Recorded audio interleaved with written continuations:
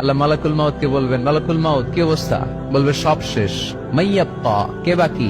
মালাকুল মাউত বলবে জিনেরা বাকি, যাদেরকে দেখা যায় না। আল্লাহ বলবেন জিনদেরকেও শেষ করে ফেলো, রুহু কবজ করো। মালাকুল মাউত আজরাইল জিনদের রুহু কবজ করবে। আল্লাহ এবার জিজ্ঞেস করবে, ইয়া মালাকাল মাউত আখবিরনি মাইয়াব্বা, এবার বলো আর কে বাকি? মালাকুল মাউত বলবে, আল্লাহ মানুষগুলো সব শেষ, জিনগুলাও শেষ, এবার বাকি ইবলিস শয়তান। কে বাকি? ইবলিসরেও শেষ করো, ইবলিসও শেষ। আল্লাহ আবার জিজ্ঞেস করবেন, ইয়া মালাকাল মাউতি মাইয়াব্বা, আর কে বেঁচে আছে বলো? মালাকুল মাউত বলবে, আল্লাহ আপনার কথা অনুযায়ী পৃথিবীর সব মানুষের রুহু কবজ করলাম, সব জিনদের রুহু কবজ করলাম, ইবলিসের রুহু কবজ করলাম, এখন আছে শুধু ফেরেশতা। আছে কারা? যাও ফেরেশতাদের রুহু কবজ করো। ফেরেশতাদের রুহু কবজ হয়ে যাবে। এবার আল্লাহ জিজ্ঞেস করবেন, ইয়া মালাকাল মাউত আখবিরনি মাইয়াব্বা। মালাকুল মাউত বলবে, আল্লাহ আপনার কথা মতো ধরে ধরে সব শেষ, ফেরেশতাও শেষ, 4 জন ছাড়া। কয়জন ছাড়া? জোরে বলেন, কয়জন ছাড়া? ইসরাফিল, জিব্রাইল, মিকাইল, আজরাইল। আল্লাহ এই 4 জন আমরা বাকি। আল্লাহ বলবে, যাও ইযহাব ইনতালিক ইলা জিবরিল ওয়াকবাদ রূহা, জিব্রাইলের রুহু কবজ করো। ইযহাব ইলা ইসরাফিল ওয়াকবাদ রূহা, ইসরাফিলের রুহু কবজ করো। ইযহাব ইলা মিকাইল ওয়াকবাদ রূহা, রুহু কবজ করো। ওই 3 ফেরেশতাও শেষ। এবার আল্লাহ তাআলা জিজ্ঞেস করবেন, ইয়া মালাকাল মাউত আখবিরনি মাইয়াব্বা, হে মালাকুল মাউত আর কে বাকি আছে বলো? মালাকুল মাউত বলবে, আল্লাহ আপনার কথা মতো মানুষগুলো শেষ, জিনগুলো শেষ, ইবলিস শেষ, আমার বাকি 3 ভাই ইসরাফিল, মিকাইল, জিব্রাইলও শেষ, শুধু আমি, শুধু আমি। আল্লাহ বলবেন, কেউ নাই? মালাকুল মাউত বলবে, না আল্লাহ কেউ নাই। এবার আল্লাহ তাআলা বলবেন, মালাকুল মাউত তুমি তো সবাই রে মারছো, এবার তুমি মরো, এবার তুমি মরো, তুমি মরো। শোনার সাথে সাথে মালাকুল মাউতের কাঁপুনি ছুটে যাবে, খিঁচুনি এসে যাবে ভয়ে।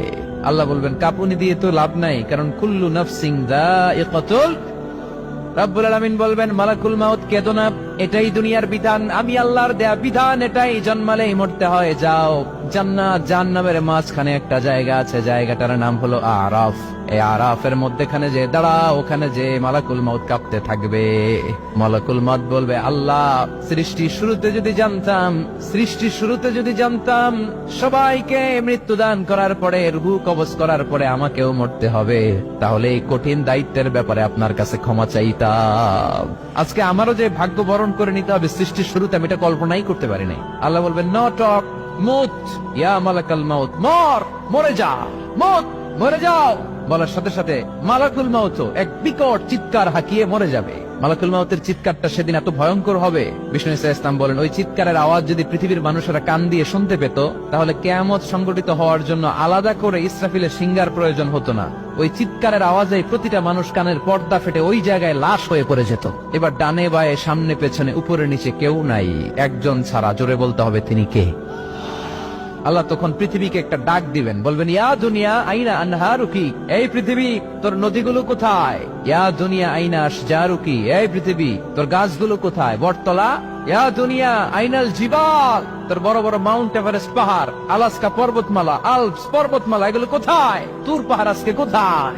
ইয়া দুনিয়া আইনাল মুলুক, রাজা বাদশারা কোথায়, যারা ক্ষমতার দাপটে পা জমিনে ফেলতে চাইতো না? আইনাল জাবাবেরা, অত্যাচারী স্বৈর শাসকগুলো আজকে কোথায়? কোথায় আজকে? কোন আওয়াজ নাই। আল্লাহ তখন হুঙ্কার দিয়ে বলবেন, লিমানিল মুলকুল ইয়াউম, who belongs the kingdom today. আল্লাহ চিৎকার দিয়ে বলবেন, আজকে ক্ষমতা কার? আওয়াজ করে বলেন, সেদিন ক্ষমতা কার? আল্লাহ সেদিন প্রশ্ন করে নিজেই নিজের প্রশ্নের উত্তর দিবেন, লিমানিল মুলকুল ইয়াউমা লিল্লাহিল ওয়াহিদিল কাহ্হার। সেদিন ক্ষমতা দুনিয়ার কোন রাজার নাই, কোন বাদশার নাই, কোন স্বৈর শাসকের নাই, কোন সুলতানের নাই, কারো নাই। সেদিন ক্ষমতা চলবে একজনের, তিনি কে? তার নাম হচ্ছে রহমান। তার নাম কি? আরো জোরে বলেন, কি নাম?